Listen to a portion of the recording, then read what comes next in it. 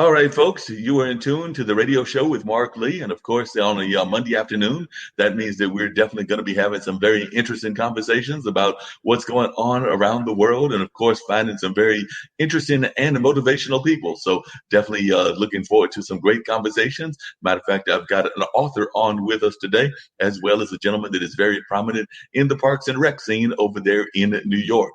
And I may be joined later on by a good friend of mine who is a hip hop artist and an art education advocate. So we're going to see if Mr. Pierce Freelon will show up or not. I know I had conversations with him, and he did say that he would be trying to join us at some point on this particular day. So definitely hoping that he will join us and we'll have him in the conversation as well. But only time will tell, and we'll see whether that happens or does not happen. But our first guest is going to be Eloise McKinnon, and she is an author, a Christian author here in this area. She has definitely done a lot of great work and is definitely known in the area for the kind of work that she does. So I'm going to start it off by talking to Eloise. And first off, Eloise, how are you doing? How is everything going in your life? You know, these are definitely hard times that we're in and things of that nature. So first, I just want to know how you're doing in terms of your own health and in terms of just dealing with all that is going on in our world. We know we are in the middle of course, the pandemic. We're in the middle of course, the Black Lives Matter movement and a number of other things. And some people, even those that are, profess to be involved in religion and things of that nature, are even thinking that these could be some very times that have been predicted and things of that nature. But only time will tell that. But just in course of your own life and everything, how are you doing on this day, on this particular Monday? How are you doing and how are you coping with your own health? I'm doing well. Thank you for asking, Mark. I just want to say hello to you again and hello to the listeners out there that are joining us this afternoon.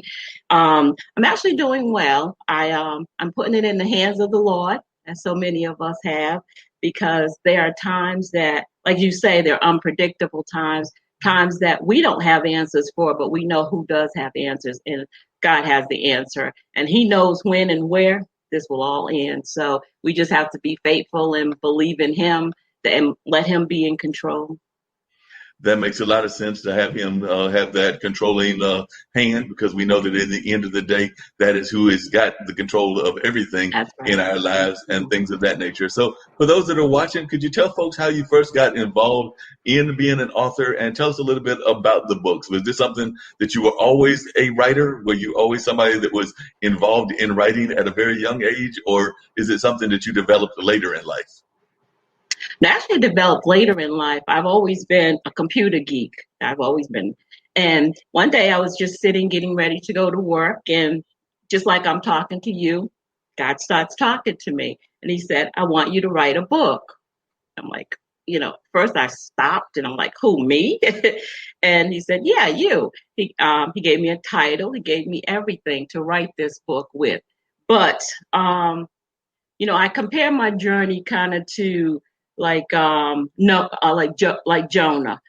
because I fled. I didn't want to write that book. I didn't think I had anything that people were interested in hearing at that time. So I went abroad and I spent some time abroad. And then in the midst of it all, I got sick. And so when I came back to Durham, I was actually unable to walk for quite some time. And I actually seriously started taking it serious. I thought about Jonah. I said, well, it took something as dramatic as him to get eaten by the whale in order to get stopped to fulfill God's mission for him. So I decided to really take my mission that God gave me serious. And so I would think about 2012, I actually sit down and I started putting pen to paper. I prayed and I asked God's guidance in doing so, because one thing we do know is when God gives us a mission, He gives us everything we need to go along with that mission.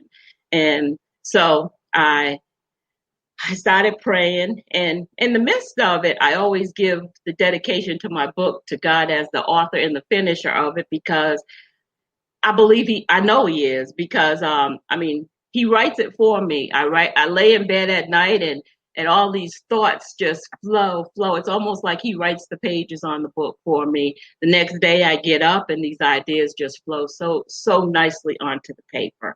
So that's how I got started. I've always been an avid reader, love to read. I've always been a romantic at heart.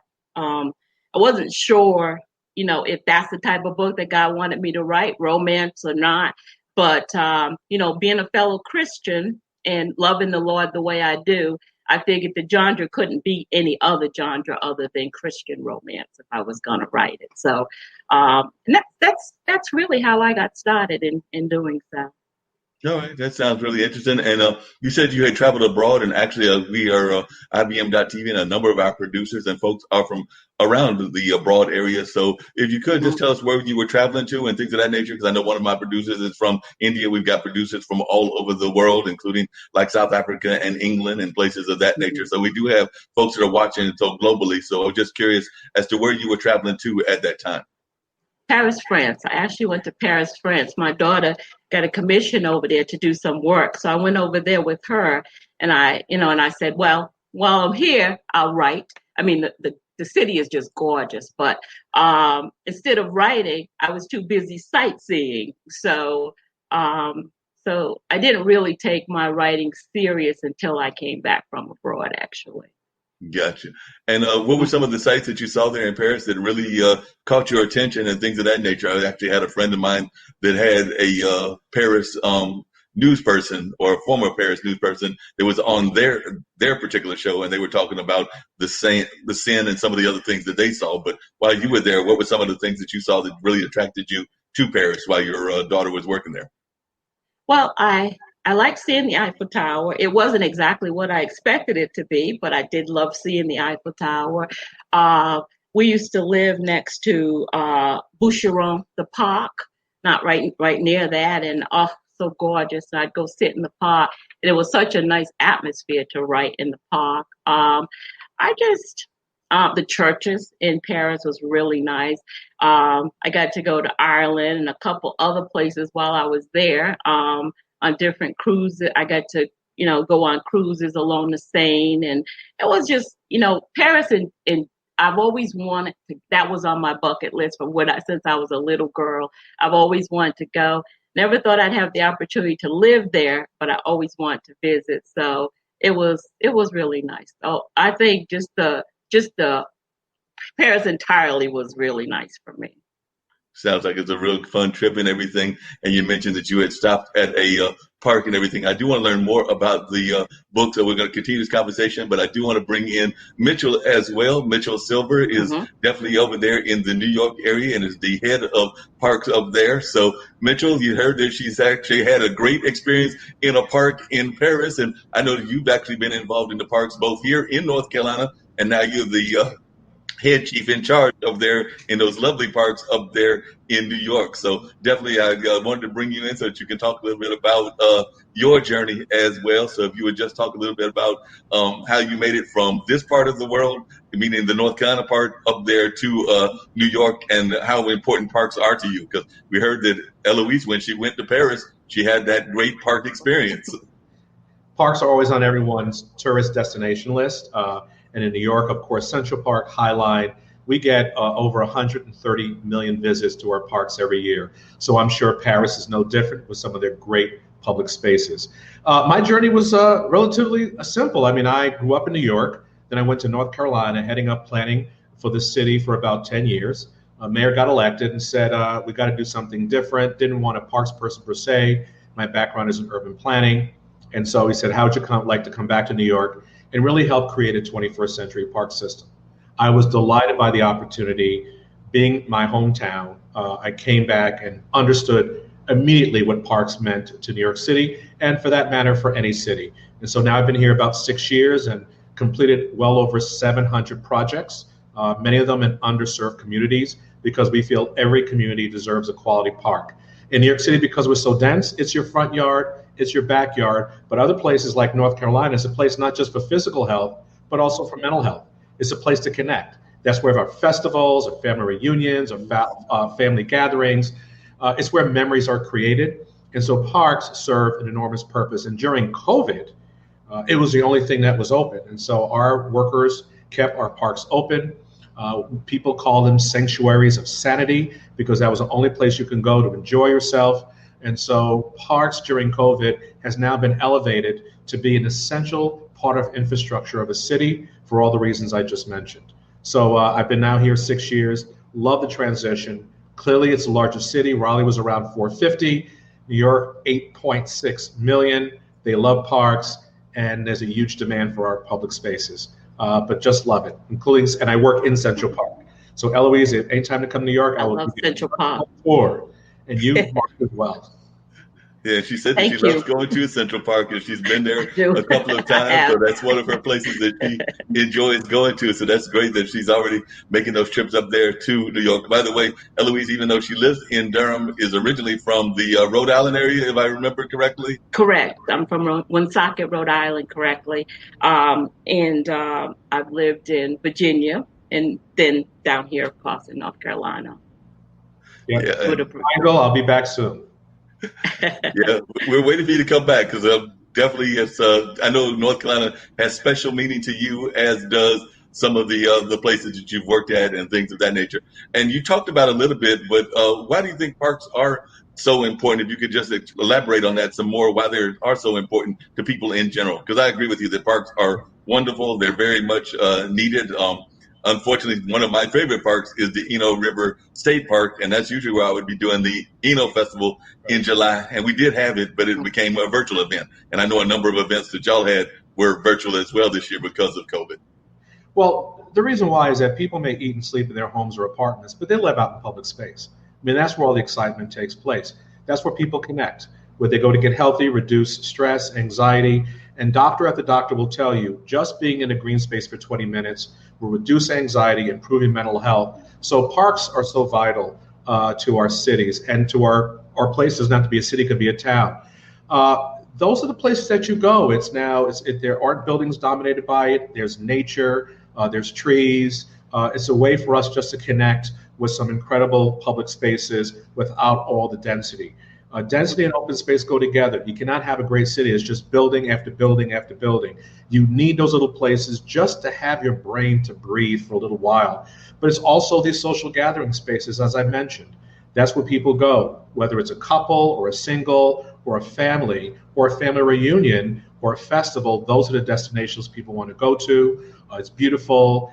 It's helpful for kids to connect with nature. And so from my perspective, they're vital to the city's infrastructure. And now, even with the age of climate change, they're absorbing pollutants. It's for air quality, for water quality, whether it's Durham or Raleigh. All those trees reduce the heat, and those places are very hot. I can tell you right now, those cities would be even hotter without the tree canopy it has. So there are just so many multiple benefits for parks. It goes back a long history.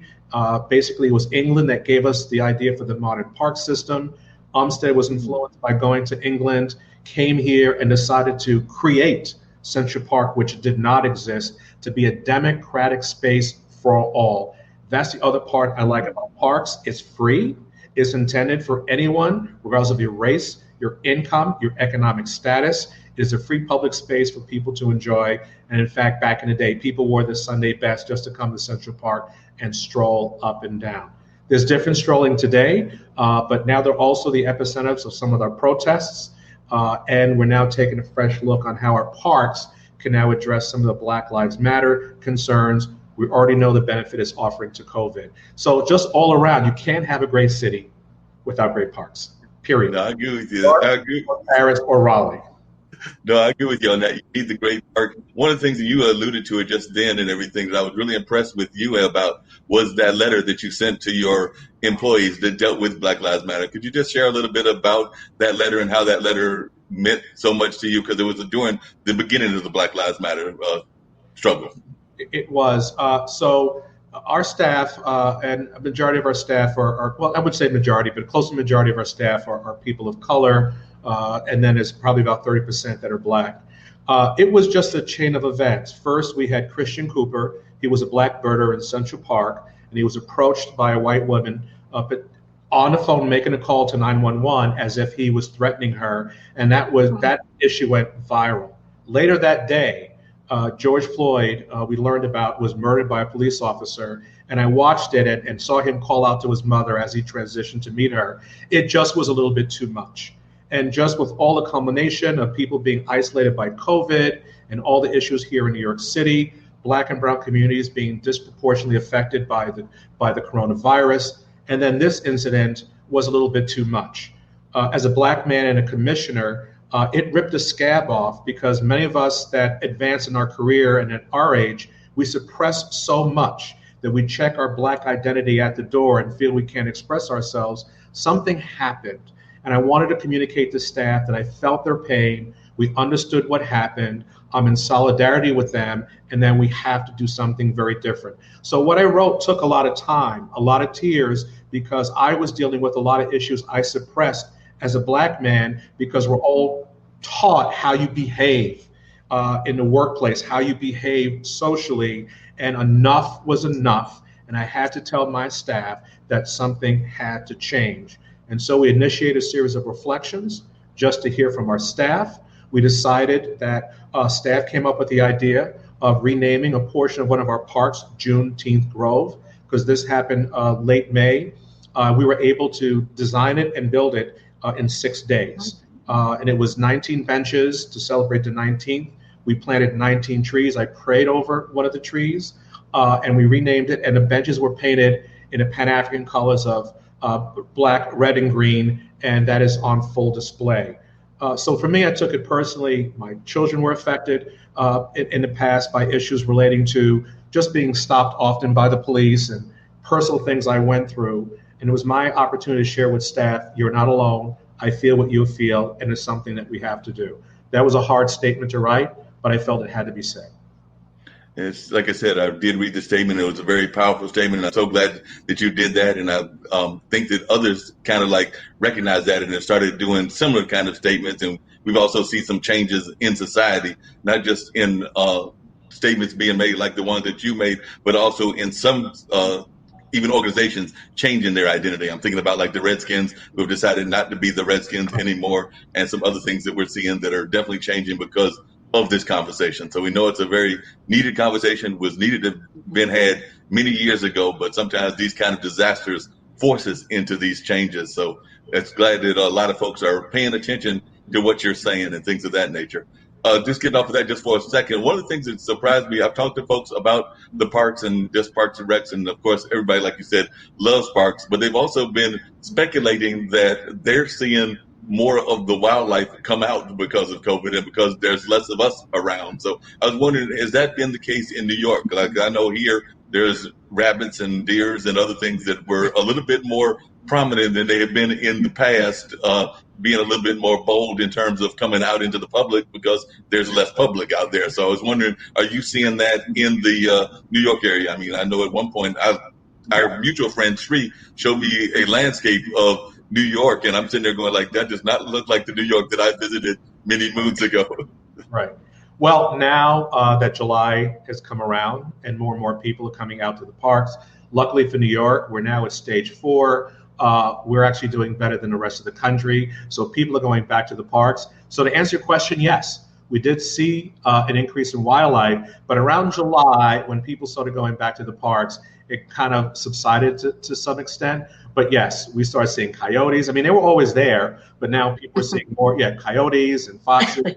Of course, the raccoons are a fixture here. In fact, they will tell you move along because the raccoons got this trash bag.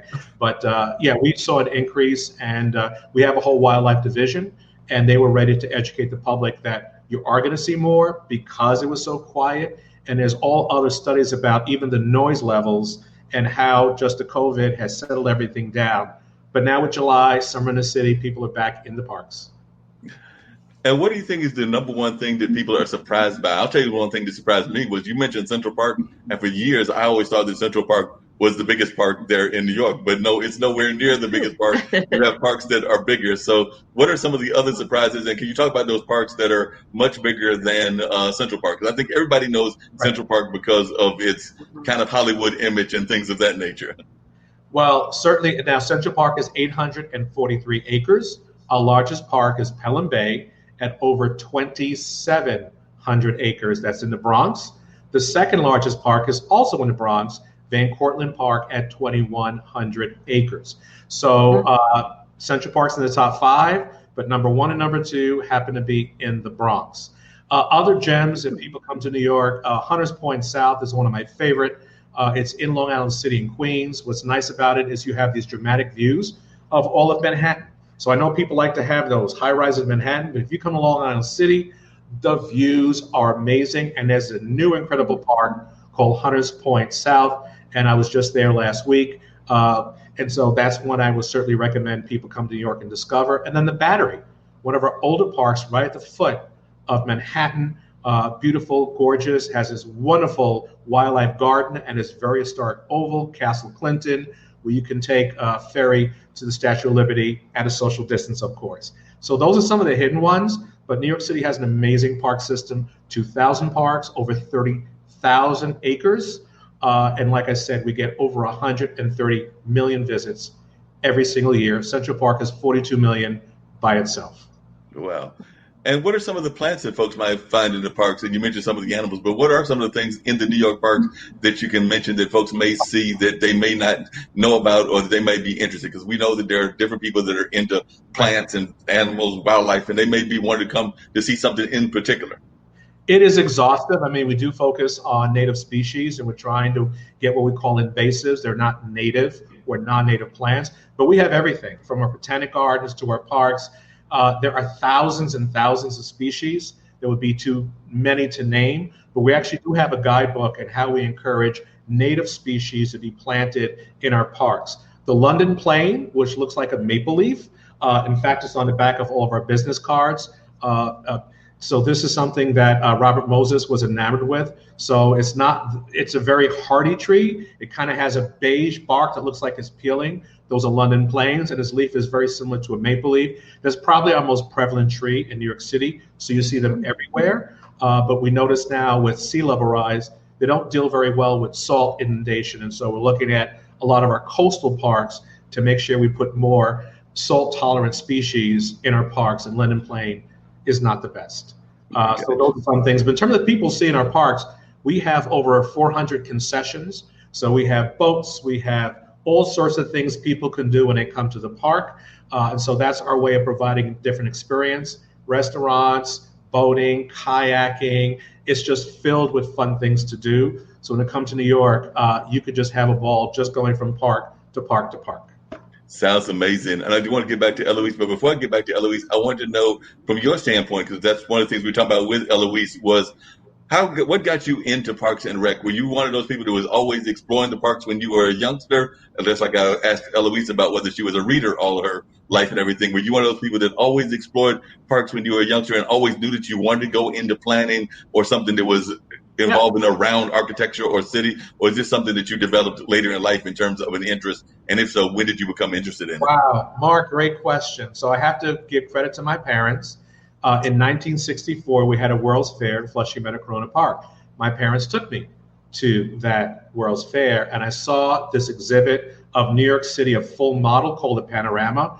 When I saw that at the age of 4, something clicked in me about seeing a city and seeing development. So that's one aspect that really gave my first love for city planning. But I grew up 2 blocks from Prospect Park. And going to Prospect Park, that was my first exposure to nature, seeing a babbling brook, seeing a waterfall, seeing a lake, seeing nature. And so for me, being 2 blocks away, Prospect Park was literally my backyard. So the combination of the World's Fair, living next to Prospect Park, always loved city planning, city building, and parks and development. And so it slowly gravitated toward my degree in architecture, then urban planning, and then I got into city building, park planning, and that's where I am today. And doing a great job with it. It looks like you're doing an amazing job. Like I said, I'm hoping that at some point on this show, because I talked to him earlier, that we'll be joined by Pierce. And of course, I know many people will know his dad as being Phil Freelon, the now late, great Phil Freelon, that did a lot of planning and architecture and things of that nature. Yes, I knew Phil very well.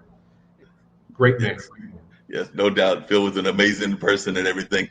So, Eloise, coming back to you and everything, what memories do you have of the parks that you may have visited in New York? And then I want to talk to you about your books and a little bit about the themes of the books. But definitely, you mentioned that you had gone to New York a few times. So, what were some of your memories about going there to New York that you can share with Mitchell that he can pass on to his staff and everybody? Well, actually, I'm an eater. So the restaurants were my biggest attractions. But the park, Central Park, I just love. The only thing I have not done that I've always wanted to do is take a carriage ride through Central Park. I always say, when I get married again, that will be my honeymoon. A nice ride through Central Park in a carriage. So for me, parks, serenity, they allow me to think, just the beauty, being surrounded by God and God's nature. It just does so much to brighten your day, just to uplift your whole spirit, actually. So whenever I go someplace, especially if I'm going to write, I like to go visit a park, to sit quietly in a park and look at God's nature and walk around, and that helps actually inspire me to write. Sounds amazing. Would you share with us a little bit about the books that you have written and just the plot line? Like you said, you are a Christian romance author, and some people might even wonder about how that works because some people want to think of romance authors as something that is not necessarily connected to Christianity, but you have done a great job of blending the two together. So talk to us a little bit about that. Well, the way I look at it, because I was called, I truly believe I was called by God because He tapped me on my shoulder and talked to me to write. So I wouldn't write under any other genre unless it's under Christian romance. I shouldn't say that because someday I expect to do a children's book, but it's still in the Christian field. It's what I do with my children at Sunday school now. But what I do is I always take. When I was younger, I used to always read the books about it's always the beautiful woman, the model type woman and all of that. So I always said to myself, someday I'd like to write a book about more of the underdog and just, how that person fares in the book. So my books are more about the underdog. I don't write about the beautiful woman. It's always about more the heavyset woman, because there's beauty. What I try to do is kind of like you with the parks. I try to uplift people's spirits and encourage them to know that their lives matter. Regardless of their color, race, size, whatever, they're beautiful.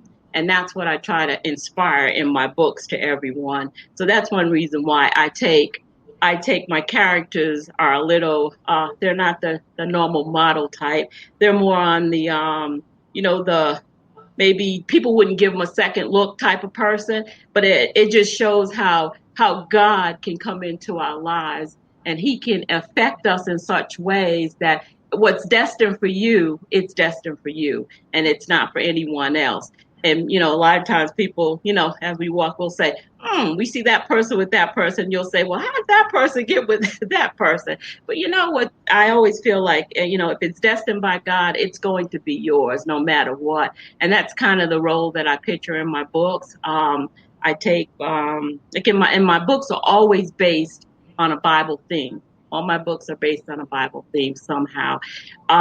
It's like the last book that I wrote, the second to last book that I wrote. It's based on Jonah, fleeing Nineveh. It's based on that, and it's somewhat based on David as well. So I try to base all my books on a Bible theme and show how God takes that person, and how He works that person. Like sometimes what they'll have in my books, I try to show where, people a lot of times what's meant for evil, to show how God can turn it around for the glory of someone else. And that's how I write my books.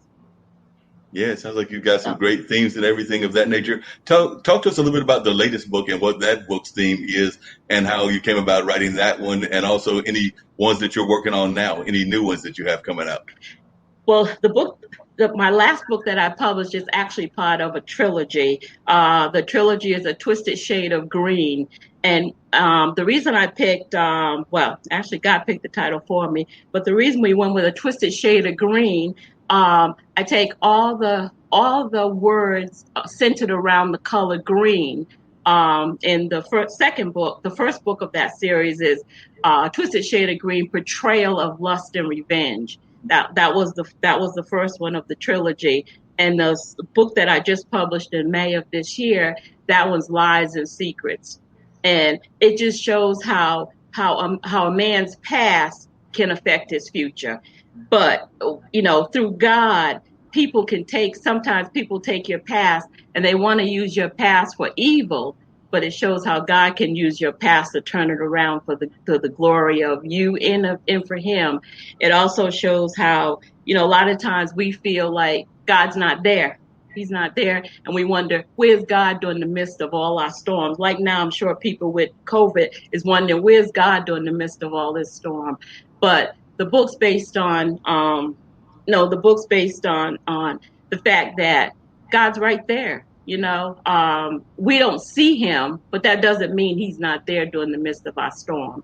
And that's what this book reflects. It reflects how the character's ex-fiance comes back into their life. He's now moved on with someone else, but she comes back and she wants him. So what she does, she uses his past to try to to separate the two.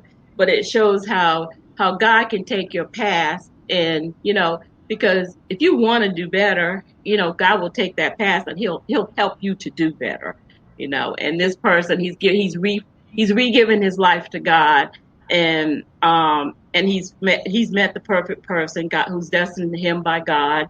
So now they're, and then the ex comes back and she wants him back, but it's not that easy, I believe, when God's destined someone for you.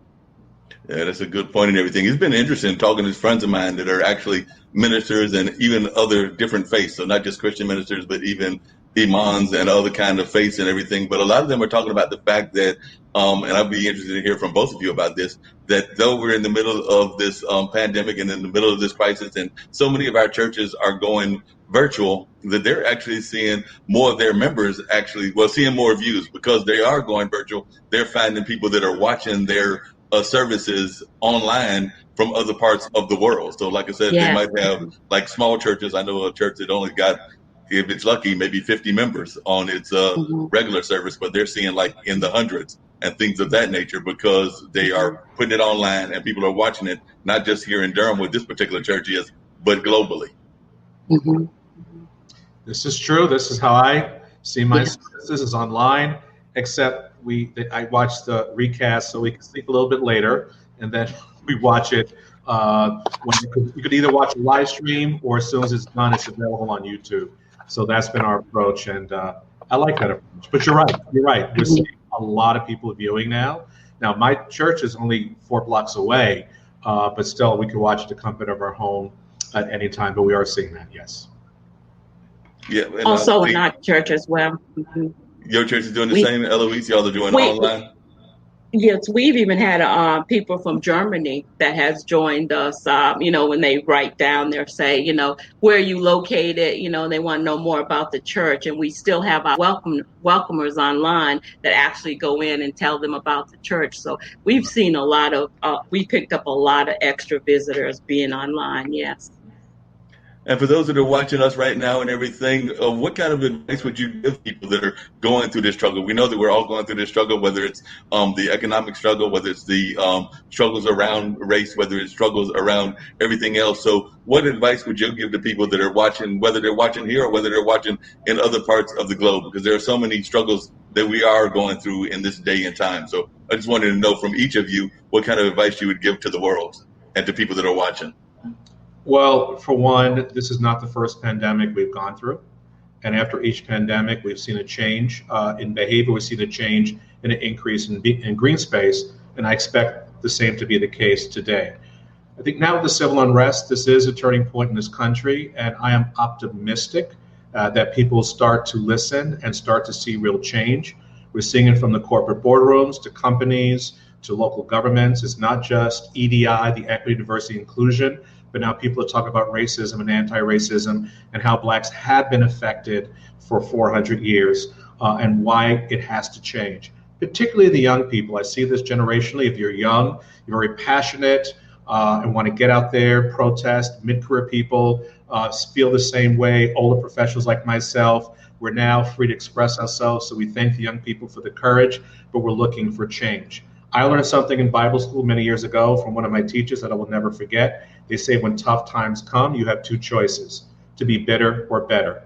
Choose. And so when these tough times come, it is my hope that through it, we will be stronger. Resistance builds muscles, it builds character. And as we go through this whole social and racial unrest, as we go through this whole drama with COVID, my hope is that it will come to an end, things will get better. But as these challenges come, you have an option to be bitter or better. And I know a lot of people lost loved ones and lost friends, but we got to dig down deep, go further, because there are people who are counting on us, whether it's family members, whether it's friends, whether it's coworkers. And so I hope to be that example for others so they too can choose to be better rather than bitter.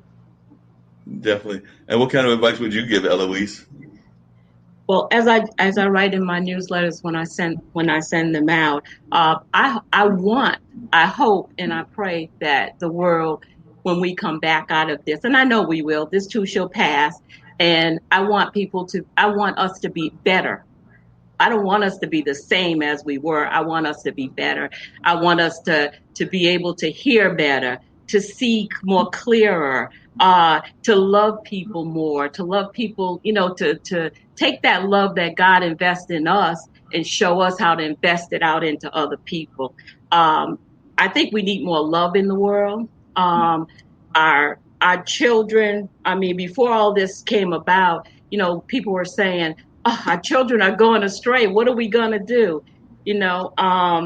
We're seeing children that are stepping out there doing more. So that's a positive thing that has came out of all of this. And I'm so thankful for that. I'm a Sunday school teacher and I also sub for children 1 to 4 years old at the preschool at our church. So that's a blessing just to see the turnaround that this has taken in the hearts of our younger people. Prior to this, we had lost a niece through gun violence, and we pray that our teens, the hearts will be touched by all of this. They'll see different. They'll learn to love people and respect people, because I think so many of us had lost respect for people. And I'm hoping that through all of this, once it's over, that respect will be regained for human life. I hope that you're right. And that's kind of my prayers and thoughts as well. I do sometimes worry about some of the divisive things that are happening in society as well, because there are some definitely divisive forces that are out there that seem to be trying to find ways to divide the population without naming names. They currently occupy the White House. We'll just leave it at that. But there are definitely some divisive forces that go on. So I sometimes wonder about that. So hopefully we'll see a change in leadership, and some of this divisive conversation can stop, because that's definitely one of my prayers and thoughts, that we can stop some of these divisive conversations. Agree. Absolutely. Yeah. Mitchell, and for you as well, Eloise, from the church perspective, but as y'all are opening up more, and you mentioned that it's stage 4 now in New York City, how is New York handling coming into the public space? I know that masks are still very much required, but I also know that in some countries, they have some very severe fines if you don't wear a mask. We haven't gone that far here in the United States, but I was just wondering your thoughts as to how we're addressing it and making sure that people are doing what they're supposed to do. Are there extra hand washing stations? Are there other things that y'all are doing in New York in order to make sure that we are doing what we just talked about, which is the hand washing, the social distancing, and of course the other things that the CDC has recommended that we do? Well, it's all the above. The mayor has a daily briefing and gets updated, and we're watching. We have like 3 metrics that we look at. I mean, at one point, New York State was 800 deaths a day, and we actually had to build a temporary hospital in Central Park. Now there are some days where there are no deaths at all. So you can see that what both the governor and the mayor put in place and our health experts, it's working. And so all the things that you mentioned, you're encouraged to wear a mask. You're encouraged to wear a mask. We're not going to do enforcement because there were some challenges with the police office, who they approached, who they didn't approach. Parks, we have other employees that are social distance ambassadors. We hand out masks. But yes, all our comfort station playgrounds are open so people could wash their hands. We are putting more hand sanitizing dispensers out there, park by park. We have folks traveling in the city with a lot of masks. And so that continues, but our parks are getting more populated. We're on a partial phase 4. We were supposed to allow people go into restaurants. We're not there yet. So we're doing this open streets plan. Restaurants can be out on the street. We have 9,000 restaurants participating. That's been very successful. We closed off streets to provide even more open space in neighborhoods that don't have a close walk to a park. So it's working in New York. And so while we're seeing more and more people coming to our parks, they're not going away for vacation. They're staying here in New York City. We open up our beaches and our pools. At least 15 of our pools are open. And so New Yorkers are cooperating, and the mayor's watching the number very carefully.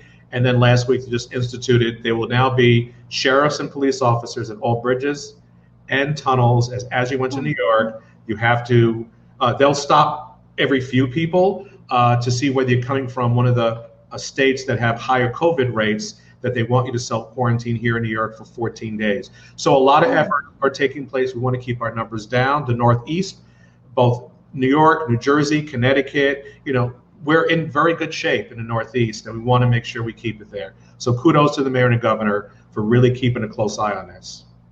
No, that's one of the things I've had to say is that I've been watching the different politicians around, and I will give definitely kudos to the folks there in New York, New Jersey. They definitely seem to be on top of things and things of that nature. I would actually argue that even though we're on that list of people that y'all are watching because of our numbers being up, but I've actually been quite pleased with the way that he's having a slow hand, our current governor and everything. So I definitely think that he's doing a good job as well. So there are some governors that are doing a good job and are definitely trying to watch those numbers, watch those figures, and all of that stuff. So I definitely agree with you on that, Commissioner Silver. But the other thing I was going to ask is public art is also very popular.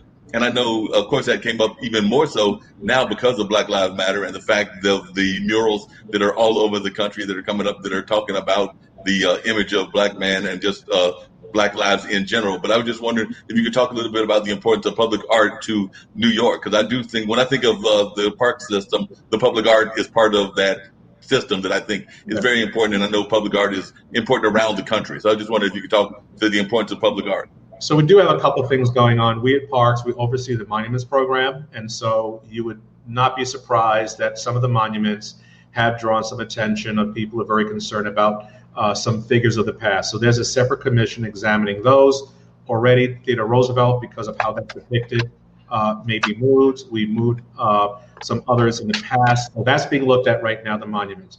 In terms of the art, there's certainly a message from the mayor about painting Black Lives Matter murals on many streets throughout New York City. One was just put in front of Trump Tower. Seems to get defaced a couple times a week, but we just keep repainting it. And now in Parks Department, we're taking a fresh look at all of the parks named for everyone to see if there's something that's questionable that we could rename after a local, national, or global Black person. So that's underway. The art continues. We have a public art program in the Parks Department that is continuing, although we're slowing it down a bit due to COVID. So to some extent, it's on a pause. But our expectation is that we have the artists out there, not just to represent Black culture, but Latinx, Asian, women. In fact, I have late breaking news. Next week, in 2 weeks, we'll be installing the first statue of real women in Central Park ever to commemorate the anniversary of the signing of the 19th Amendment for women's rights. And it'll be Susan B. Anthony, Cady Stanton, and Sojourner Truth, all on one pedestal. Nice. It'll be right here in Central Park. So Eloise, when I go on a tour, that's the first stop I'll take you. So yes, Thank you. art represents a lot to the city. It's that cultural identity that people need. And now more so because of a heightened sensitivity about Black Lives Matter, but also gender. We noticed that women were underrepresented in our parks. We started a campaign called She Built. And so we're trying to put more out there. Shirley Chisholm, Billie Holiday, there'll be some new additions into our public art in New York City. So that sounds great. We'll have some new things to see. Eloise will see some great new things whenever she gets up there to New York. Yes. So she's waiting to make that trip up there to New York whenever we can get around and do more traveling. I'm also waiting to do more traveling, definitely around the United States, but also globally. I've not done enough of that at all. I'm actually somewhat jealous of you, Eloise. You've been to Paris, and I think my world travels is Turkey when I was literally a baby and a cruise, and that's been the extent of my world travel. Mitchell's probably been everywhere around the world and everything with his job. Yeah. I've traveled a lot. Prior to this job, when I was in Raleigh, I was an international speaker, so I don't know how many countries. Australia's been about 10 times. I seem to be, we seem to get along there, but same thing, Europe, Italy, France, England, Spain. I'm sure there's a lot more. Asia, China. It's been great.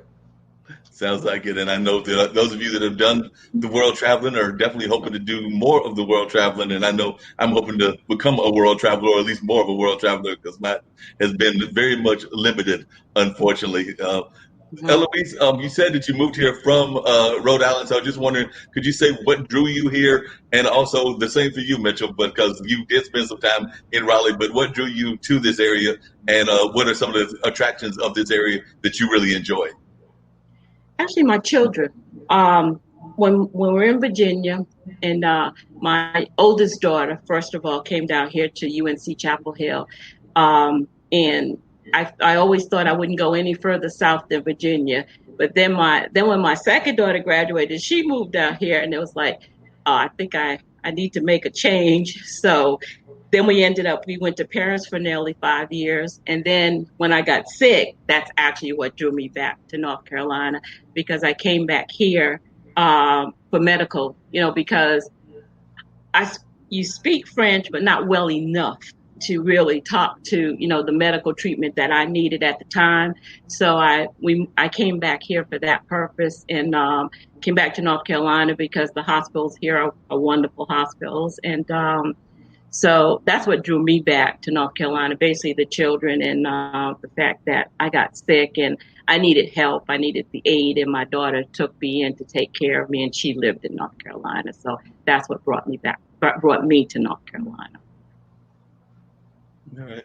And what about you, Mitchell? I know you're there in New York, but when you came down here that time, what brought you down here? And by the way, our Parks and Rec person in Durham has stepped down, and we're actually, I think they're searching for a new one. So I'm trying to recruit you back. He's recruiting you back. You mentioned that after the last podcast, so I won't forget that. Well, it was 2004. I was working in D.C., but my family was living in New Jersey, and I was commuting back and forth for about 3 years. And I knew that we wanted to find one place. There wasn't anything appealing to me in the New York metro area. Just put feelers out there. Started interviewing for about 10 different positions across the country. There was something about Raleigh. I was there in the 80s. And when I went down for a visit, read about it, it just seemed like it was the right fit. Both of us at the right time. Raleigh was looking for a big city plane director with experience for big cities. They wanted to find out what was next. So it was the right place at the right time. And I did not want to come back, which is why I told everyone when I took the job here in New York that I'm coming back. Now, I don't want to do any late breaking news, but I'm in the process of purchasing something very soon in Raleigh that I have to rent out until I come back. But my plan is to return. It is something about the place that it is so lovable. It's a livable city, but it's also a lovable city.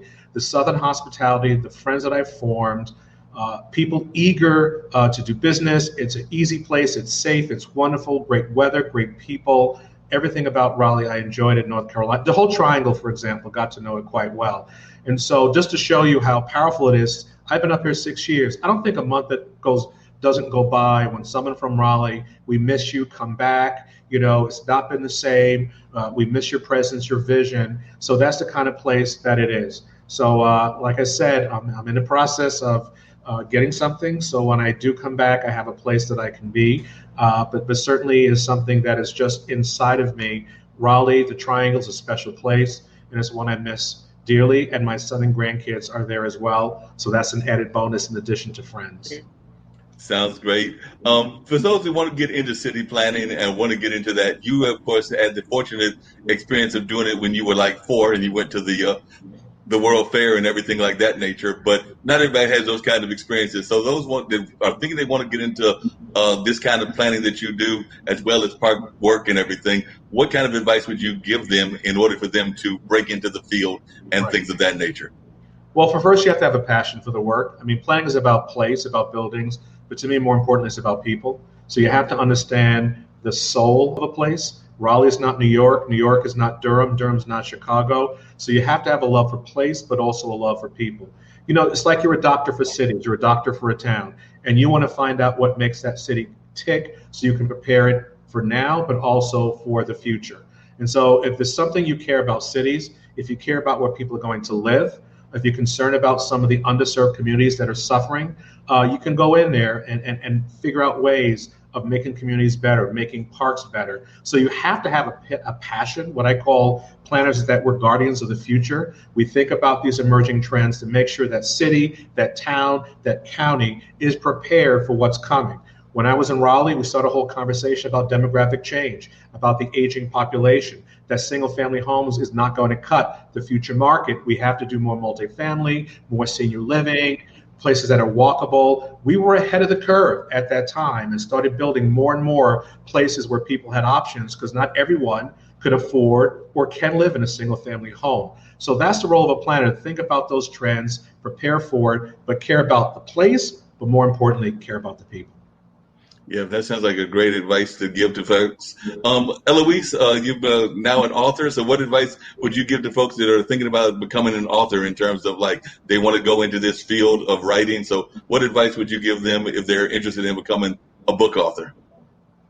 Well, I've always been told everybody has a book in them. I mean, because everybody has life experience, so everybody have a book in them. But what I would say, it's kind of like Mitchell says, it's a passion, because it's a dedication. I mean, when you look at it, you have to commit yourself at least 2 to 4 hours a day to really write something. Whether you're doodling on paper or whatever, you've got to be very committed to what you're doing. First of all, I think I would tell them to think about it. Think about a subject. Think about something they'd want to write about. Think about the genre they'd like. Take lots of notes. That's what I did. I think I took notes for about 2 years on a yellow piece of paper before I actually sit down and started typing anything. So just, if they sit back and just think about life's experiences, or about a book that they've read, something that they may want. In my case, I wanted to show a different side of people in my books. I want to show that just because you're not beautiful, or just because you're not, that model type person, that, you're still loved and you're still beautiful. So, think about a subject, a theme that they want to write about, and just be passionate and, and pray on it. That's the best I could say, because God will help you if you pray on it. Oh, no doubt about that. Who are some of the folks, and this is for both of you, that inspired you in your career? So I'll start with you, Eloise. Who are some of the authors that have inspired you as you've written others? I mean, definitely, of course, I know that the Bible has got to be one of your inspirations, but other than the Bible, what are some of the other inspirations? Well, I've always loved to read Danielle Steele. I like Carl Weber. I like Brenda Jackson. There's so many that have inspired me, as a child growing up reading romance books. There's just so many that they're almost I would never be able to tell it within this short period of time, because there's so many great authors out there. And, and also when I was, sometimes you struggle as an author, you say, oh, do I really want to do this? You want to just sit down. So I actually wrote an author once, a very famous author, and he gave me such wonderful advice. He said, never stop. He said that it took him, I don't know how many years to publish his first book. He said a lot of people don't know the struggles behind the scene of an author. All we see is the book when it's finished, and we don't know what the struggle is. So, like he told me, there'll be days you want to quit, but keep going. Even if you write down just a couple words on a piece of paper, keep going. Be dedicated and devoted. That's the best advice I can give to anyone that want to come into this field. Have That lots of makes a lot of supporters sense. What too. about yourself, Commissioner Silver? Well, these book authors, is Kevin Lynch, an architect. People don't know about him, but he wrote a book called Image of the City, transformed my whole idea about cities, and talked about how landmarks help you define your space. So when growing up or you give directions, people don't always use streets, especially when I was in North Carolina. When you get to this big oak tree, make a left.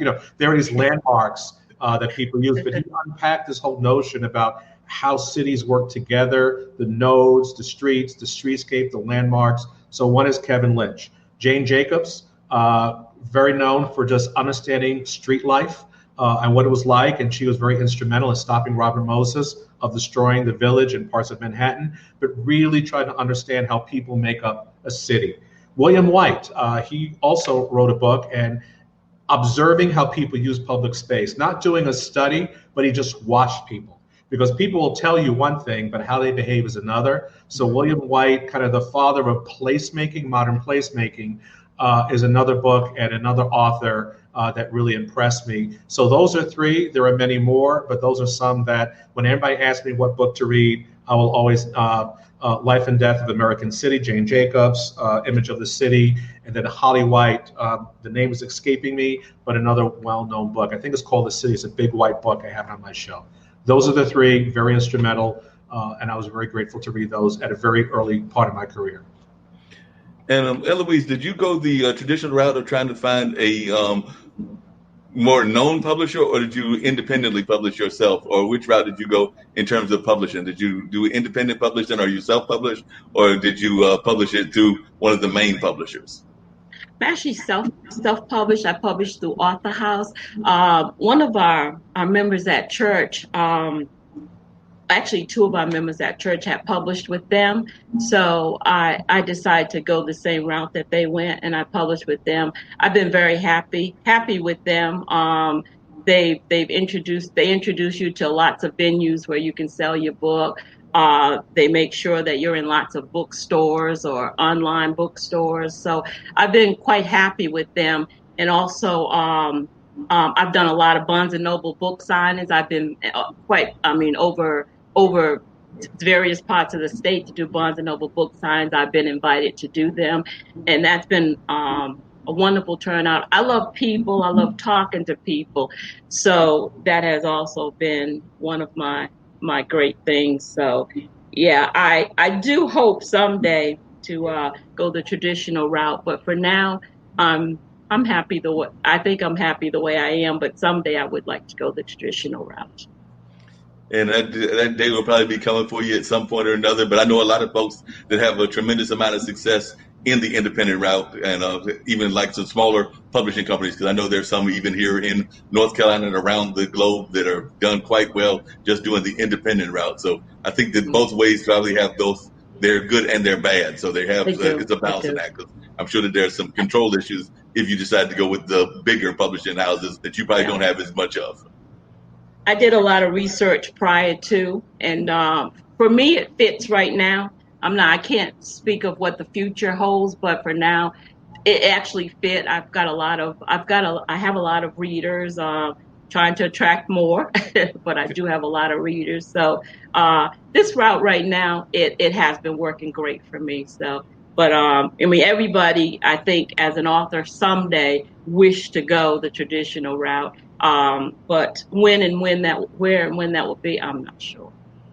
And what's the most interesting thing that has happened for you on this author journey of yours? So if you could share with us some of the stories of some of the most interesting things that have happened to you as you have gone and become more of a known author here in the area, and particularly in this particular market that you are serving. So just give us some stories of some of the things that you have enjoyed and that you would want to share with others. People. I've met such interesting people. You never know who you're going to meet when you come into a bookstore. Um, I try when I'm at my book signings or my book readings. I I want to think you can kind of read people. You know, you can say, well, they're not going to buy a book, but I'm just I'm going to be nice to you regardless. That's just my nature. That's the type of person I am. And a lot of times you talk to people and they'll tell you right out, I wasn't going to buy your book. I didn't intend to buy it, but talking to you and getting to know you as an individual, I bought your book. And I've got some great reviews based on that. So, I just being yourself, I think, helps a lot in this industry. Not trying to be someone that you're not. People just I know my brother always says to me, I don't know if Barnes and Noble is good for you or you're good for Barnes and Noble, because every time I go to a Barnes and Noble, I seem to do well and they always invite me back, or another Barnes and Noble invite me to their store to sell books. So he always says that to me. So I'm just, I'm humbled. That's what I must say. Sometimes don't want people to get the wrong idea. I am just humbled and blessed, just thankful to God. And I never take a moment of this journey for granted, because I know who brings me where I am today and who will always carry my footsteps where I go. So. And Commissioner Silver, similar kind of question. What's the, whether it was here in Raleigh or whether it's there in New York, what's the most unique things that have happened in your career? Because I'm thinking that it's the extensive kind of career that you've had, you probably had some interesting kind of experiences that might be shocking to folks if they were to hear about these stories. So what are some interesting things that have happened in your career? Wow. I'd have to say being Parks Commissioner was overwhelming at start. Coming back, I mean, I worked here in New York, but nothing this high profile. Then coming in this position, I had a long history. Robert Moses served in this position, the longest serving commissioner. In fact, his office is is behind that door. It's now our conference room. And while he did a lot of good things, he didn't do so many good things. And so I get to repair some of the damage that Robert Moses did in some of our public spaces. But I think it's our equity initiative. Coming here to New York, realizing that we had a lot of people that for decades did not have a quality park, and really go in there. And I got to give credit to the mayor. He gave us over $300 million to transform parks that hadn't seen investment in over 20 years. And to go in there, it's not just a light touch, it's scraping it down to the ground and rebuilding an entirely new public space. People approaching me, it's emotional. They're thankful. I remember one gentleman said, "What are you doing here?" I thought nobody cared. Why are you here? And the impact of a city like New York, that you can truly come in and transform a public space. So that is a project that touches me near and dear to my heart, and it's called a Community Parks Initiative. And now we converted close to 50 parks in neighborhoods. I used to tell people I was a planner, and I remember when I got appointed, it's like, oh, ex-planner becomes parks commissioner, and people made fun of me. How could you betray us and leave planning and go into parks? And I said something that was true. When I open up a park and cut a ribbon, people literally come up and hug me. And I've been planning for a long time. No one ever hugged me for creating a comprehensive plan, but they do for parks. So it shows how important it is. So I think that's something had been most refreshing to know that at least for the next 20 or 40 years, you created a public space where seniors can now age gracefully. Children can now form friends and become healthy. These are places where people are going to meet, who knows, find their future mate. And so the fact that I played a role in creating that quality space for people to get healthy and also have good quality mental health is something for me that I've been most touched by. So I know it's not this big, life-changing event. To be able to play a role in providing better quality public spaces for people to enjoy is a gift I will take with me for the rest of my life. Oh, that's an amazing gift, and I think it's one that more people need to have more respect for. So definitely, I've got friends, like I said before, in the Parks and Rec system here in Durham, but also other park and planning kind of folks that I have known for a number of years. So I definitely have a great deal of respect for the work that you do, and definitely wanted to just share that. But one of the things I was curious about is I know that sometimes planners will get some weird ideas, or they will be proposed with some weird ideas. So I was just wondering, what's the weirdest thing that somebody has tried to come at you with? Because I do know that there had to have been some things that you're sitting there going like, no, we're not building that. So I just You wondered, know, what are some of those? people wanted to build, move where the Hurricanes played in downtown, a Ferris wheel. These are things people try to just come up, and I'm only saying yes. However, we do try to build a Riverwalk in Raleigh, and when I go back near Capitol Boulevard, I want to make sure we can pull that off. We went to Durham and got all jealous about, what they were able to put in downtown Durham with that nice little waterfall and that beautiful feature. So you get to hear things like that. Can we do this gondola that travels around to go from downtown to Dix Park? So you hear things like that. But the bottom line is people love their cities. They want to see what's cool. I'm a dreamer, a visionary, but I also believe in a reality-based planning, and we need to actually plan something can actually get built. If you dream too much, it's time to wake up and actually face reality. So that's always been my focus. But yeah, you hear that Ferris wheel, gondolas, let's put a stadium right downtown. All those things, I think the stadium makes sense. They are trying to do that right now with a soccer team. But those are some things I've heard.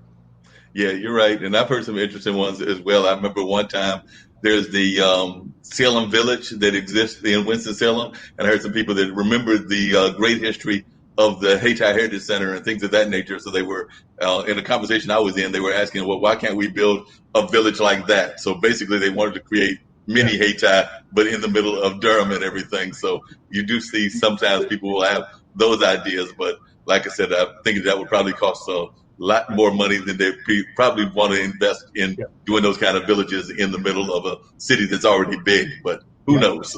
Yeah. Now, there was one idea people thought I was crazy when I came up with the idea of building a transit hub downtown called Raleigh Union Station. And so that was when we started. People laughed that it can't happen. And so I was very pleased the day I was there to cut the ribbon on Raleigh Union Station. I actually gave it the name because it had another name before. And so that was one where at least I had made that suggestion. And that's probably one of my most proud projects is Raleigh Union Station, right in the warehouse district in downtown Raleigh. Wow.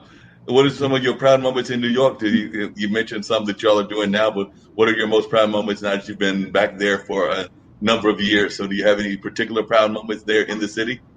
There are so many. I'd mentioned the Community Parks Initiative. We have this other initiative called Parks Without Borders to make parks more accessible, to make sure the sidewalk is not just a sidewalk, but the outer park. I grew up next to Prospect Park. We're now doing this initiative, Parks Without Borders. We're putting 2 entrances into the less affluent side of Prospect Park. So now a 3/4 mile stretch of the park, which had no entrances, now will have 2. So now I'm very proud that we're providing more access and equity to people surrounding the entire park. So that's something I'm very proud of, but there are so many. I finished about 700, so it's hard to pick a favorite, but Prospect Park is always near and dear to my heart because it helped form basically my early childhood and my understanding of parks and nature. Gotcha. Now, I know you definitely have an affinity for New York, have an affinity for, of course, North Carolina and things of that nature, but I actually had a friend that traveled around taking pictures of the national parks as part of one of his virtual companies that he works with and everything. So I was wondering, nationally and internationally, what are some of your personal favorite parks you like to go to when you're not seeing the ones in New York and North Carolina? Well, London's another favorite place between Hyde Park, Birkenhead Park, which influenced Umstead, but also Gardens by the Bay, that is in, why am I escaping me? It's going to come to me in a second. Singapore. Wow, that's a botanic garden I've never seen. It's called Gardens by the Bay, and it is just absolutely stunning. The person who actually put that garden together gave me a tour, spent the entire afternoon. So Gardens by the Bay at Singapore, if you go look at pictures online, it is just absolutely stunning. The most incredible park, botanic garden I've seen in my life. Wow. What about you, Eloise? You've traveled to Paris. You've traveled around up and down the East Coast. Are there any particular parks or sightseeing sites that you really enjoy going to and checking out while you're meditating and writing your books? Well, in Paris, we were talking about a Ferris wheel in the city. Paris during the wintertime is gorgeous. I've always tell people it's the most beautiful time, I believe, in Paris. They put up this gigantic Ferris wheel it's close to the Eiffel Tower downtown. It's next to the American Church in Paris, and it is absolutely beautiful. That Ferris wheel goes from probably a week before Christmas, maybe a little bit more than that, and they decorate the whole city with like the villages, Santa's villages, and people sell things in the villages. It is just absolutely gorgeous. I was thinking about that when you said a Ferris wheel in the city. But I have to say, Boucheron Park in Paris, that to me was just gorgeous. I mean, just to walk, it had the it had this stream that ran through it. It just has everything, and people were always doing weddings there, so it was never dull. There was always something there that could capture your attention. And as a writer, you like to listen and be attentive, so because you never know where your next idea is coming from. So to me, that was and truly, I believe, the best park that I have seen. Yes. Well, I know, like I said, I haven't done enough world traveling, but one of the shows we have here on IBM.TV is a show revolving around China. It's a young Chinese student that lives in the West Coast in California, but she does like a highlight of the different provinces. And I forget which province she went to, but she went to one that had like these tremendous ice sculptures, and they were just amazing. And they were like in a public space as well, but it looked like they had been carved by individuals and like a team of individuals. But when you saw these statues of like elephants and tigers, but they were carved in the ice, you were sitting there going like, it was just amazing that they could even pull that off. But I know that was one of the Chinese provinces, and I don't know whether you've ever been there, Mitchell, or been around it, but like I said, she highlighted that because that's one of the shows that she does, that she highlights different places that you can go. And I think we've got a gentleman that might be doing something similar for Canada and things of that nature. We might have to get you to do one around the different parks, Mitchell. So I'll have to talk to my bosses at BIA. We might have to have you do like a 15 or 20-minute segment where you tell us about the different parks and give us a little highlight there, here and there. Okay, I'm down. All right. I'll definitely let the powers that be here at IBM.TV know that Commissioner Silver has said he's down and that he's open to the idea. So we'll make that happen. I'll talk to Kim and Nick, who are the people that run this particular platform and everything. So I will definitely mention that to them. So we were talking about the book and everything. And if I could come back to that, and if you would just tell folks how they can find the books and the website where they would go to find the books and things of that nature, Ella. So if you would, tell us a little bit about how they can find the books. And if you want to, you can share a little bit more. I know we've talked some, but if you want to mention some more about the plots and things of that nature of the more current ones, or even one that you're working on for the rest of the trilogy, you can do that too. But definitely, I do want folks to know how they can find you and where they would find you. Okay. My books are located in Amazon.com. They're located in Barnes & Noble. They're located at BookBob. Just picked me up as one of the authors. So I'm encouraging people to follow me on BookBob, try to build up my reader base there. But you could reach me on all my social medias through my website, which is at www.com. It's E. McCann, my last name, my first initial, EMACKINN 01.com. That's my website. And you can connect to me on all my social medias. Right now I'm doing an August free book giveaway. And I want to mention that, if that's okay. And it's through my newsletter. And you can find the sign up through my newsletter on my website as well. This week is the last week for the book giveaway, and I'd really like to give away 20 ebooks, so that would be nice. And it's of the first book of the trilogy, A Twisted Shade of Green: Portrayal of Lust and Revenge. So many people are saying we want to go back, and it was a little span between the two books, so a lot of people are saying I got to go back and read the other one so I can catch up. So that's a good way to read it and catch up, to buy the ebook and read it that way and catch up. That would be great. But also the book that I'm working on now is, of course, the last book of the trilogy, and it's called A Twisted Shade of Green: Portrayal.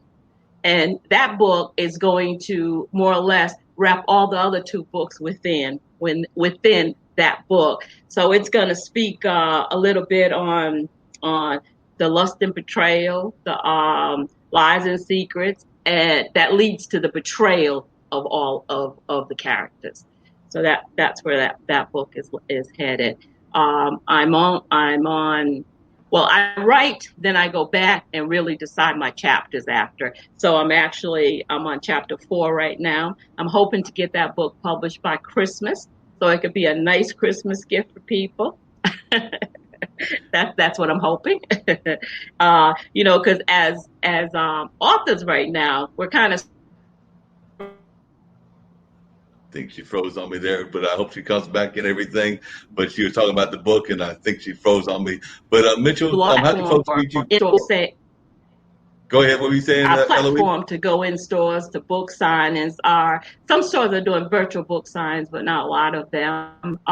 So we have to find other medias by which we could go out and advertise our book these days. So and so trying to keep my readers interested in what I'm writing, and just trying to be there and support their needs as well. So that makes a lot of sense. Eloise, also, you mentioned the newsletter. How do folks find the newsletter, and what is the newsletter about? Is it a Christian newsletter? Is it a newsletter around authors? Is it both of those, or what specifically is the newsletter about? My newsletter is actually about whatever events coming up in my book. My new books that are coming out, new releases that are coming out, any activity that happens with my book. Like one of my books I just put on sale for $1.99. So I sent a newsletter out in reference to that. Sent a newsletter out in reference to my free book giveaway. I try to keep my newsletter centered around my book. I do always put a small section in there because I know right now people are struggling. So I do want to address those needs as well. That's something that we cannot forget. And I do always want to give them a word of prayer or a message from the Bible in my newsletters as well. Just to to keep them uplifted and to keep them encouraged during these times that we're going through. And to because a lot of people, we fear the unknown. And, so sometimes just an extra word from someone else, just to reach out and tell somebody that you care, that means a lot to people these days, because there are a lot of people that they don't have people that can reach out to them every day. So I'm hoping through my newsletters, I can reach people, let them know that I do care. We all care, we do care about their welfare. We do care about their needs, and I find myself that a good book takes me away. It takes you to places you've never been. It's like when I went to Paris, it's like I knew Paris because I had read so many books about Paris. And it escapes my mind, this author that I had just read before I went to Paris, and she described all the beautiful sights in Paris. And it was like when I seen these sights, it's almost as if I had actually been there once before, and I hadn't. I just had read her book. And so I just find that when I'm stressed, I like to read a good book. And I'm hoping that, I give that advice to others, hoping, maybe it'll help them as well. That makes a lot of sense. Is there a particular passage that is your passage of choice that you always go to as your passage of strength? Because I know a lot of people have different passages that is their passage of strength that they always go to when they're going through hard times. So is there any particular passages that you go to? Well, there's several that I go to, but, what I always think about is the fact that my mother used to always tell us when we were young, she used to always say to us,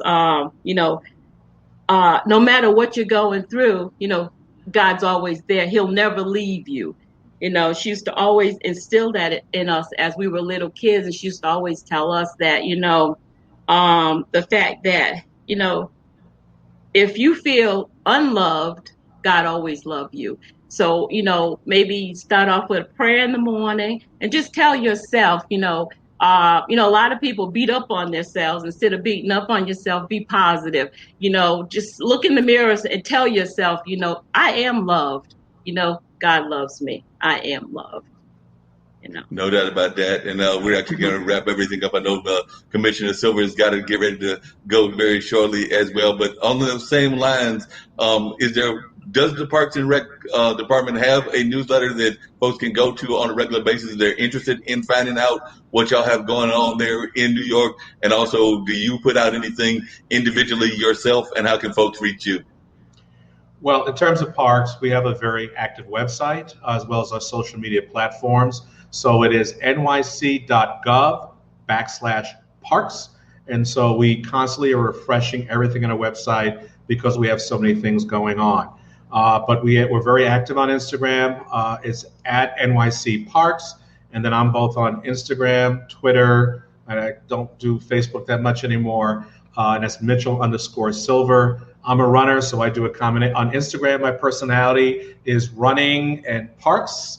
On Twitter is more business oriented. So on both, but Parks is active on both. You want to see some amazing photographs, follow the Parks Instagram. We have a team that goes around. We have 2 photographers, and they take some unbelievably beautiful pictures of our parks. So I encourage you to follow more so Parks than me. You can find me anytime, but if you really want to see some amazing stuff in parks, our social media platforms and our website is very rich and exciting. Our nickname is that we're not just Parks and Rec, we're also the Department of Fun, Health, and Happiness. Every city should have the Department of Fun, and in New York, it's us. Y'all are definitely doing that, doing some great fun and having some amazing time. Just out of curiosity, how far do you run every day? I know that Ron Thomas, who is a part of the Shriek crowd, runs 7 miles. So are you a 7-mile runner, or are you running a lot more than that? Well, right now it was supposed to be marathon training season. Everyone's pretty bummed out that the New York City Marathon's canceled. So this time of year, I'm probably between 20 and 30 miles a week, but I'm not training for the marathon. So I'm around 10 miles a week because I'm not training for everything. So right now it's just for health. But this is kind of the first month of marathon training. We start July 4th. So right now we're all just hanging out. We can't really run like we used to because we have to wear our masks. Hard to run with a mask. So yeah, so it's about anywhere from 20 to 30 miles a week. But right now I'm down to 10, which is okay. That's all right. That's still good exercise. More than I'm doing at the moment, and I need to do better than that. I was actually walking around in a small, I'll call it like a mini park, but I was walking around that and it stopped doing that. But I need to get more engaged in that and get back to that habit. So I definitely got to do more of that. So you are absolutely right. What's the furthest, or how many marathons have you done? And like I said, we will. I ran 2 marathons. This would have been my 3rd. So I ran 2 marathons, about 8 half marathons. I can't say how many races. So it's something that keeps me safe and sane. North Carolina Triangle has great trails, which are amazing for biking, for running. But it's something that I do it more so for health, but also my friends. I mean, it is a great community where you support one another. When you're running, 10 miles on a training run and 15 miles on a training one, they're by your side, you talk, you laugh, you take pictures. It is so much fun. So you don't run 15 miles straight, you do take breaks, but it's something that I enjoy looking at New York City and over bridges and neighborhoods I've never seen before. I just love it. It hurts, it's painful, especially the marathon, but it's so rewarding when you cross that finish line. Oh, yeah, very much rewarding, and we'll continue the conversation. But I just wanted to share with you, one, I was glad that you were able to jump on and be on this conversation, Commissioner Silver. It's something that I know we had talked about before, so I want to thank you for being on, and I hope that you'll come back on in another episode in the not-too-distant future. So I want to extend that to you and also let you know that my dad, who just turned 80. That's right, because I am 58, so he's 22 years older than me. So he just turned 80. He is still bicycling, so he's doing a lot of exercise as well, and doing it on trails and the trails around Durham. So yes, he bicycles and does some other exercises. So I am a big supporter of us getting out there and enjoying nature, enjoying exercise. And I know I just like to go for walks in my neighborhood, and like you said, see the birds, see the different other animals, and just observe, as Eloise was talking about, doing the whole people watching things. So definitely very much something that is loved here in Durham, loved in Raleigh, as you know, and definitely loved in New York and around the globe. So I do want to thank you for being on, Commissioner Silver. And like I said, I hope that you will come back in the not too distant future. I'll wrap up with a little bit more conversation with Eloise, and then we'll wrap up the whole show totally. But I did want to thank you for being on. Well, thank you. And Eloise, it's a pleasure. And now to meet you. And now I can go on and read some of those books and tell my wife and daughter that there's now Please do. romantic Christian books that they can read. Please do. And I look forward to meeting you once I come to New York for that tour. All right. Thank you. Thank you both. Yeah. Thank you. Bye-bye. All right, so we'll just continue the conversation there, Eloise. But like I said, we have different guests on the show, and that was Commissioner Silver out of the New York City area, and gave us a lot of insight into what they're doing with New York parks and things of that nature. So it was really good hearing his take on things.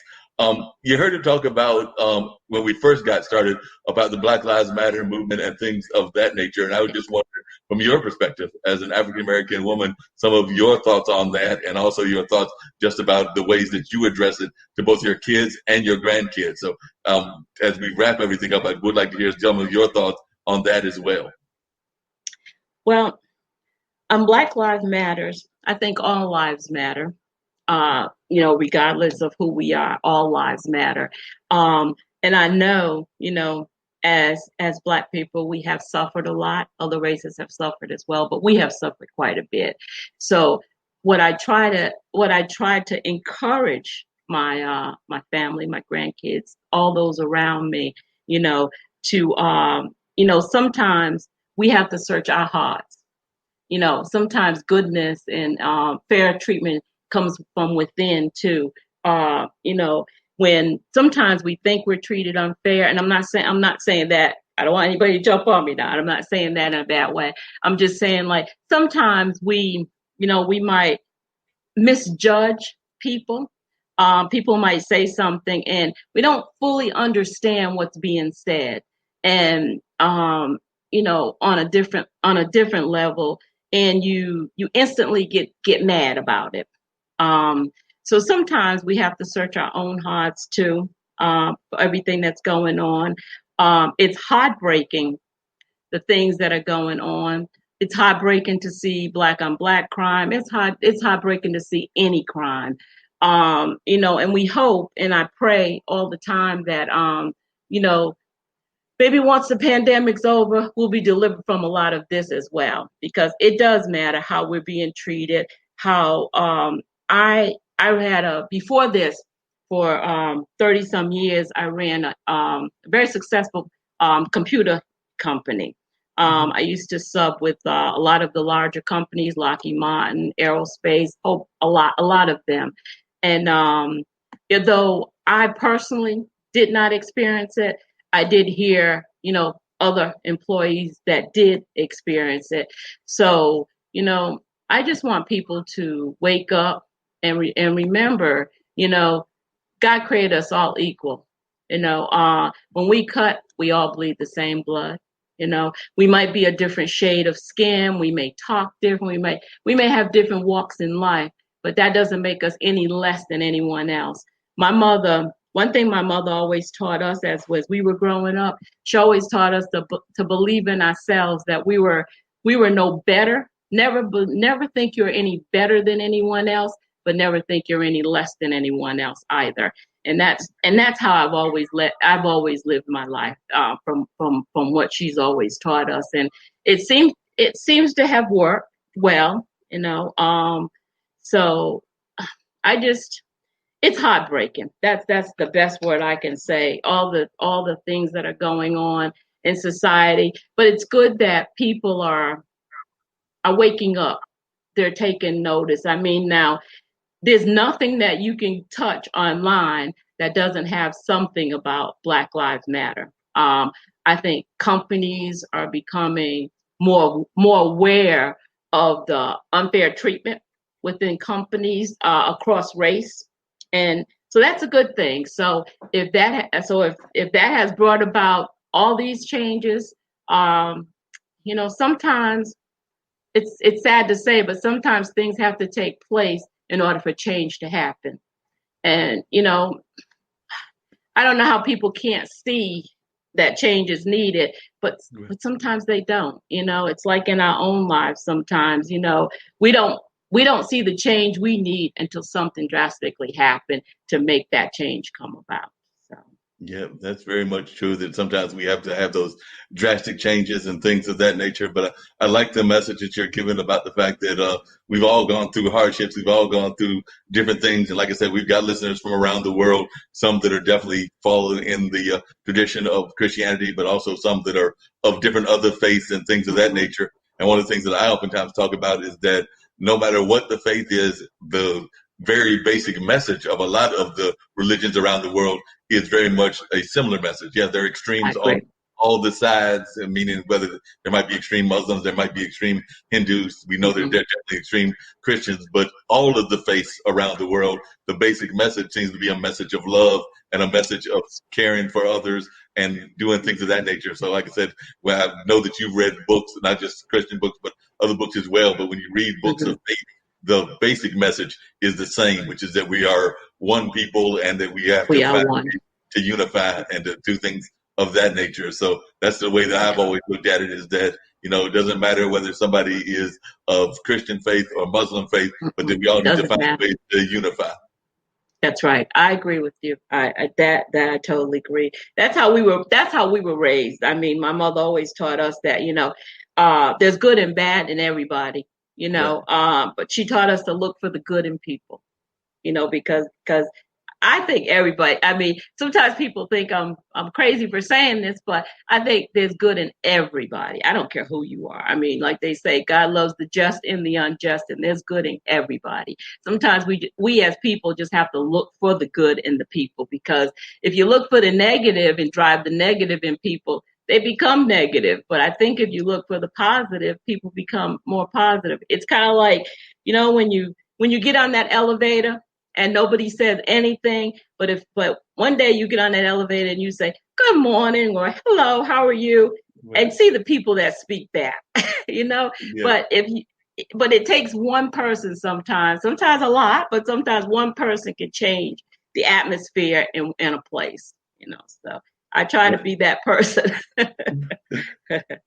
And you definitely have that kind of personality where you try to share that positive nature and that positive ability. And I think that that's what more and more of us need here in this world, is this kind of like positive nature and the sharing of positivity, because too often there's too much negativity. So people like yourselves that are trying to share the positive nature is what we need more of in the world. So definitely want to thank you for that, because you definitely seem to have that kind of nature. And I'm sure you share it with members of your church and things of that nature. As a matter of fact, I saw that one member of the church had actually was in the chat room and I think was listening there for a while during our conversation. And they actually said hello to you in the private chat area. And I'm going to see if I can't pull that up and see who that was. But it was a gentleman named Robert Epps. So Robert Epps had actually made a comment that he had popped in and was listening. And there was another person as well. They did not leave a comment, but I do know that they were listening also. So there have been some folks even from your church and your community. So I'm not sure who Mr. Epps is to you, if he's a member of the church that you attend. He's actually my brother.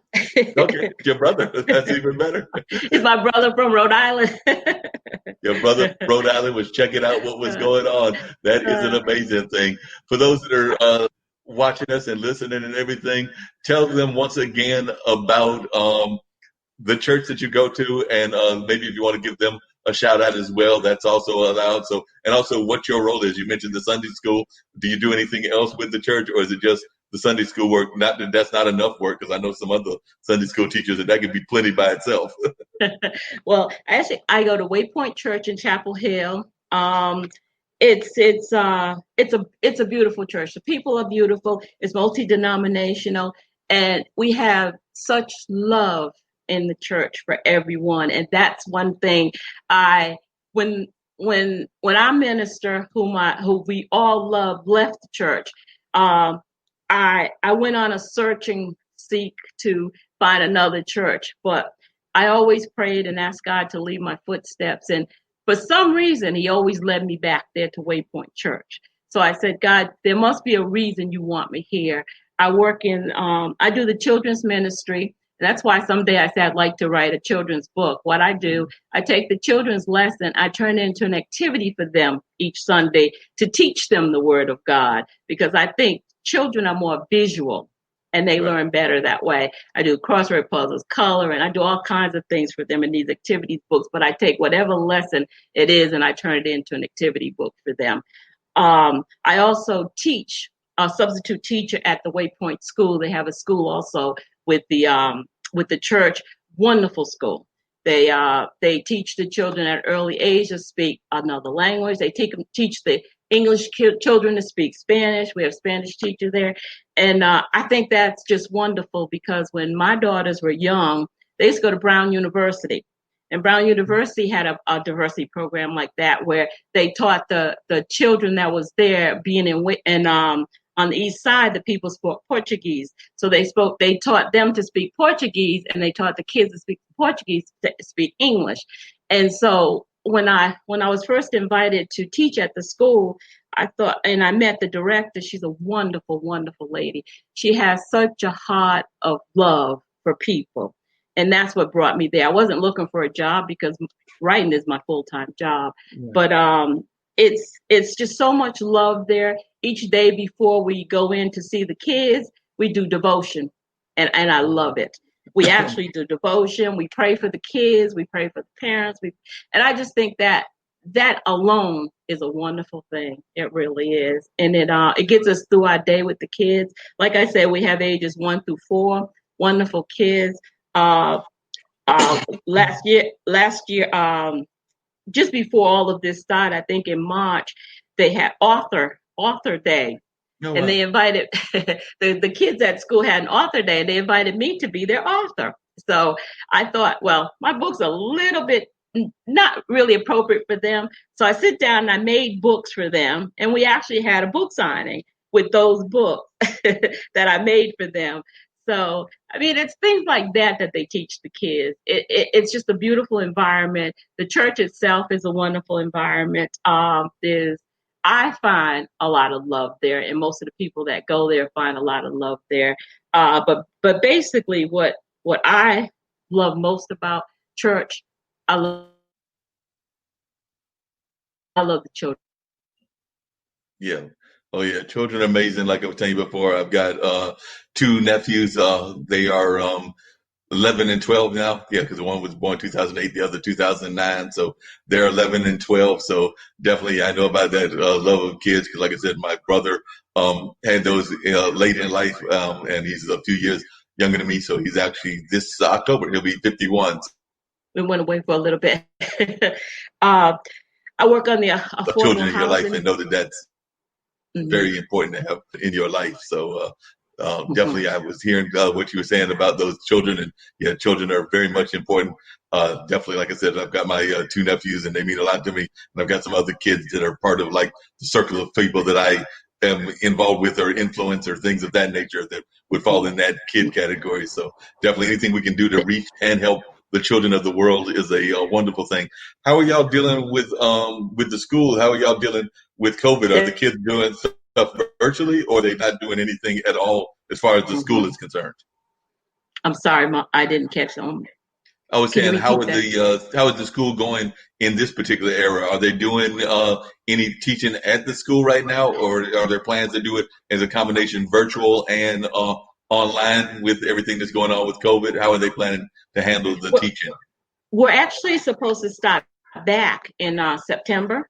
School is supposed to start back in September. They're just working out all the final things now as to, safety, what's best for the kids and all of that. And I think they've come up. I think we're supposed to start back on the 7th. It's actually a wonderful school for people to send their children to, actually. And as soon as they've worked out all those small things, we're going to start it. I believe our start date is September. I'm not 100% sure yet. I'm still waiting for a feedback on that. But we have been called back to teach. School will open because their children from 1 to 4. It's kind of hard to do internet with them, online teaching with them. It would actually be more responsibility of parents than on the teachers really to do with them. So it's a little bit more difficult. Yeah, it's more difficult to deal with small kids. There's no doubt about that. And hopefully everything will work out that y'all can get back in and have those kids, because I do know that those ages are very important for them to start having those early socialization kind of like experiences and things of that nature. So hopefully y'all can get them back in there and y'all can have that interaction with them on a regular basis. So definitely, I hope that y'all get that kind of connection and things of that nature. So, like I said, we're getting ready to wrap up this particular edition of the show. So I do want to thank you for being on and everything. Are there any final thoughts that you would like to share with our listeners and with our audience? Like I said, folks will get a chance to catch the replay, which we replay on YouTube, on Facebook, and on Twitter.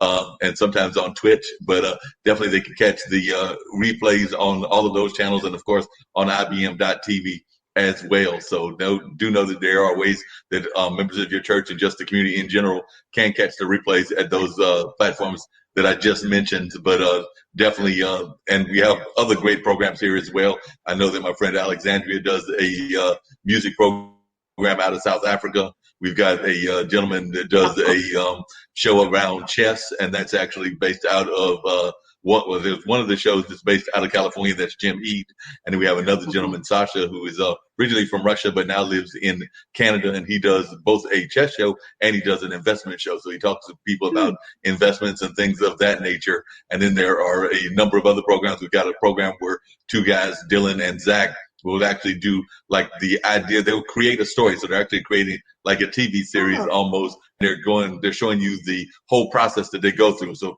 they're like basically whiteboarding it right there in front of you. And they're doing it with two ideas that they're tossing into the can and creating it from like the beginning all the way to whatever the completion is. So they have actors and everything else, but it kind of like walks you through the process of what they do. And that airs on Sunday. And then my friend Zach, who is a funk musician, has two funk shows. One is on Saturday afternoon at 12, and the other is on Sunday afternoon at 12. I caught that one. Oh, good. Yep, yeah, he does a great job with that and everything. And then Tish does Plant a Seed, which is kind of like what this is, giving people positive ideas and things of that nature. So as I said, we've got some tremendous shows, and hopefully you'll go back and looks like you've already caught some of them, but hopefully you'll catch some of the other ones. And I know that they sometimes will reach out to people that have been on one show to be on another. So like I said, some of my cohorts may reach out to you as well. But definitely, is there any final thoughts that you have that you want to share before I bring up the ambassador, which is what we use to close out a lot of our shows, which is actually one of my producer's daughter, and she's giving us tips on, covering your mouth when you cough and doing the namaskar, which is the prayer out of India, as well as other things like washing your hands. But she talks about all of that and everything. But if there are any final thoughts that you would like to share, I'd love to hear them, and I'll give you that time right now.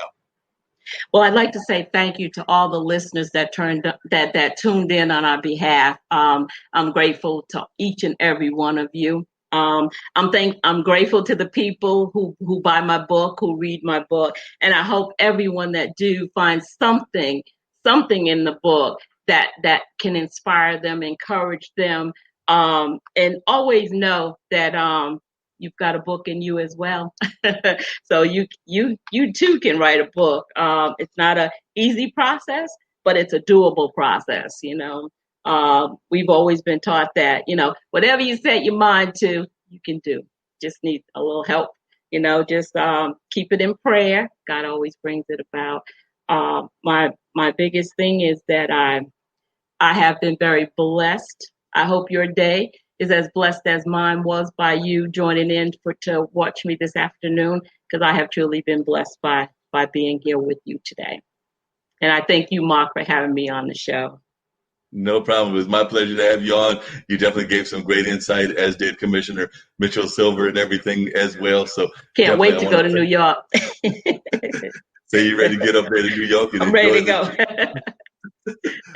I know the feeling. I'm ready to get out of Durham as well, and I do love my city of Durham, and definitely am a proud supporter of Durham and all that it has to offer, but I'm about due for an out-of-state trip, so I agree, whether that's New York, whether that's Miami, whether that's Las Vegas, all places that I've been to, or California, which I've yet to go to, or some of the other places that are on my bucket list. I do know that I'm due for some trips. I have not been to California, never been to California. Wow. Yeah. I've been all over the state. Maybe I don't know how many times, because I used to work for Fatal Travel. I don't know if you know them. They were with the military. They used to do the troops. I used to program for them back in the day, and so we got to travel everywhere. Like my job would take me to different places. So I've been all over the state. I don't know how many times, and fortunate to do some international traveling as well. So I'm humble, thankful. Those are the things that I put in my book as well. Oh yeah, definitely. We have to be humble and thankful whenever we have these opportunities. Like I said, it's definitely on my. A friend of mine does not like to call it the bucket list. He likes to just call it the list because, as he puts it, the bucket list implies that you're about to kick the bucket. So he just likes to That call is it true. the list. And so he just calls it the list. And he's got some things on his list, but definitely California and international travel like Australia, which I know Commissioner said he had been to, and a couple of other places are on my bucket list, because I haven't been to Australia, I haven't been to Belize, I haven't been, even though I've got friends of mine that have taught there and taken their students there, but I haven't been there. I haven't been to Costa Rica. I haven't been to a number of countries that I'd like to go to. Kenya's on my list of places to visit. South Africa. Yeah, definitely. So there's a number of places that I definitely hope to get to that I haven't got to. Even Paris. Like I said, you've been to Paris, and I know my buddy Sri had a correspondent on that has covered that area and still lives in Paris, but I haven't been there at all, even though I have a dear friend that was very much all about Paris. That was like their dream place to go to, but I haven't been there. And when I hear you and others talk about it, I'm like, yep, got to put Paris and London and some of those other places on the list. Australia is one of mine, but hopefully in 2021 we're able to go. My daughter has a conference there, and hopefully I'm able to go with her. That we never know. We're hopeful. Never know. But we're going to keep that hope going and hope that everything will go. I know that Broadway, where Mitchell is, has shut down all of 2020, but hopefully they'll be back in 2021, and hopefully we'll see more of these things. We'll actually be able to travel, whether that's traveling in-state or traveling around the world. Exactly. But I know definitely what many of us want to do is be able to get around and do that traveling. So once again, I want to thank Eloise for being on, thank Mitchell for being on as well. And I'm here to bring the ambassador up. Yeah, you can stick around while the ambassador plays, but the ambassador will play, and then that will wrap up the show. All right.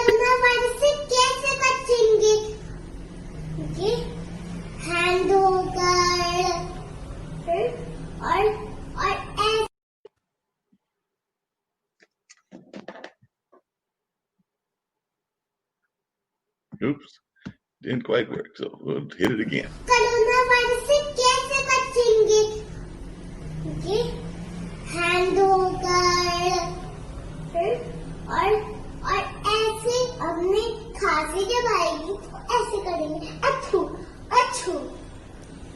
और corona virus को धन्यवाद हमारा music सुनने का. Oh, that's cute. It's very cute. Like I said, that's one of our producers, and that's his daughter. And he's actually out of India, but she puts that together and gives us all kinds of great ways to give us encouragement during these hard times. That's wonderful. Yes. And I think we had one more comment that I put on. Apparently, Betty Williams was also watching. I don't know if you know Betty, but she says we have been truly been blessed to spend this time with you, and amen to all. So I don't know if Betty is one of your friends as well, but she definitely gave some comments also. Is that one of your friends also? It's actually my sister.